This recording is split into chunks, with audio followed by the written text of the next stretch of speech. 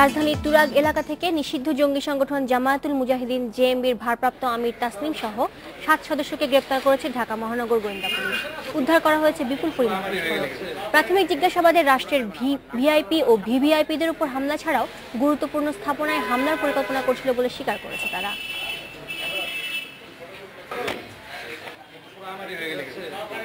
দেখতে মাঝারি গড়নের বয়সের তরুণ আব্দুল্লাহ আল তাসনিম জেএমবি প্রধানের দায়িত্বে আছেন।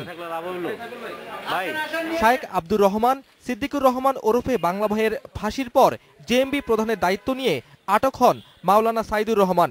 চলতি বছরের মার্চ মাসে জামিনে ছাড়া পেয়ে সংগঠনের হাল ধরেন তাসনিম।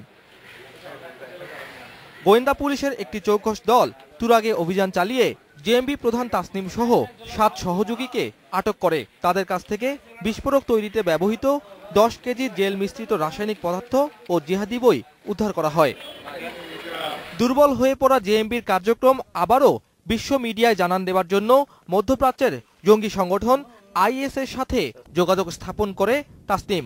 পরিকল্পনা করছিল রাষ্ট্রের ভিআইপি ও ভিভিআইপিদের উপর হামলার পাশাপাশি গুরুত্বপূর্ণ স্থাপনায় হামলার। গোয়েন্দারা বলছে তাসনিমকে আটকের ফলে জেএমবির এসব পরিকল্পনা ভেস্তে গেছে।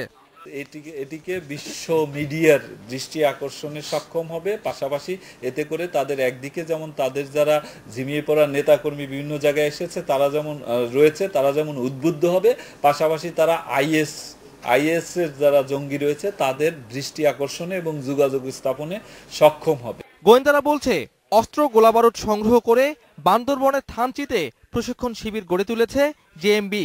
আটক জেএমবি নেতাকর্মীরা মাওলানা ফারুকী হত্যাকাণ্ডের বিষয়ে বেশ কিছু গুরুত্বপূর্ণ তথ্য দিয়েছে বলে জানিয়েছে গোয়েন্দারা। মাওলানা নুরুল ইসলাম ফারুকী হত্যাকাণ্ড সেই ঘটনার ক্ষেত্রেও এদের কোনো সম্পৃক্ততা আছে কিনা সেটি আমরা প্রাথমিকভাবে জিজ্ঞাসাবাদ করেছি, তো তারা স্বীকার করেছে, কিছু কিছু তথ্য দিয়েছে। আটক জেএমবি প্রধান তাসনিমের বিরুদ্ধে গাজীপুর ও টাঙ্গাইলে 20টিরও বেশি মামলা আছে। দেশের ভেতরে ও পাকিস্তানে পলাতক জেএমবি নেতাদের সাথেও তার যোগাযোগ আছে বলে জানিয়েছেন গোয়েন্দারা। Shakil Abdullah, independent news, Dhaka.